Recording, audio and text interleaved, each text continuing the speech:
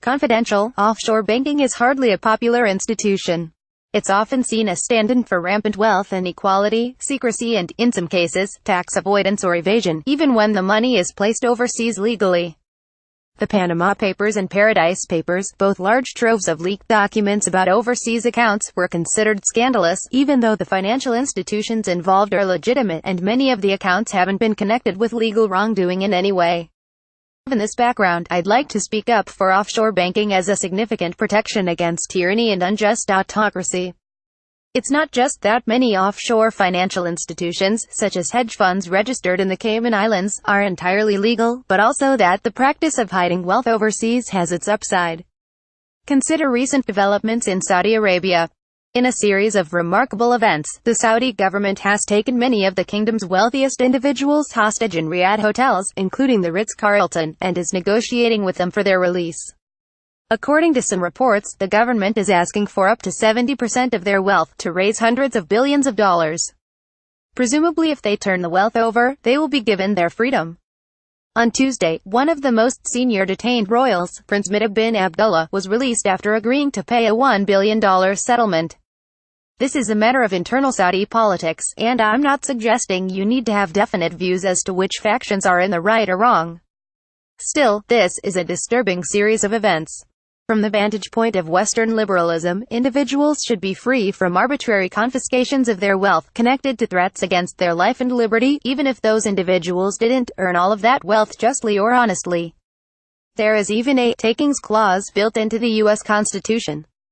On top of these moral issues, such confiscations may scare off foreign investment and slow progress toward the rule of law. Wealthy Saudis might have been surprised by these particular events, but they knew that their property rights were never secure. So many of them placed, or perhaps hid, some of their wealth in offshore banking. In essence, those accounts make it harder for autocratic governments to confiscate resources from their citizens. That in turn limits the potential for tyranny. A recent study shows which countries are most likely to use offshore banking, as measured by a percentage of their gross domestic product. Perhaps it is no surprise that Saudi Arabia is number 3 on this list, with its offshore wealth being estimated at more than 55% of the country's GDP. Although offshore banking of this kind is typically confidential, that estimate is based on the geographical distribution of bilateral cross-border bank deposits in offshore centers, and it comes from leading researchers in the area. The top 5 countries on this list, measured as a percentage of GDP, are United Arab Emirates, Venezuela, Saudi Arabia, Russia and Argentina, based on estimates from 2007. In all of those cases, the risk of arbitrary political confiscations of wealth is relatively high. Even if UAE citizens trust their own government, they are sitting in a precarious part of the world. When I consider that list of countries, I don't think confidential offshore banking is such a bad thing. Of course, the reality is more complicated. Numbers 10 to 13 on the list are Belgium, the UK, Germany and France, all with offshore wealth accounting for between 10% and 20% of their GDP. In those cases, where democratic processes are open and active, I am more worried the offshore accounts are promoting inefficient tax avoidance and illegal tax evasion. The US, if you are wondering, is in the middle of the pack with less than 10% of GDP held in offshore wealth, slightly below the global average. Or consider some of the countries that are not major players in the offshore wealth sweepstakes.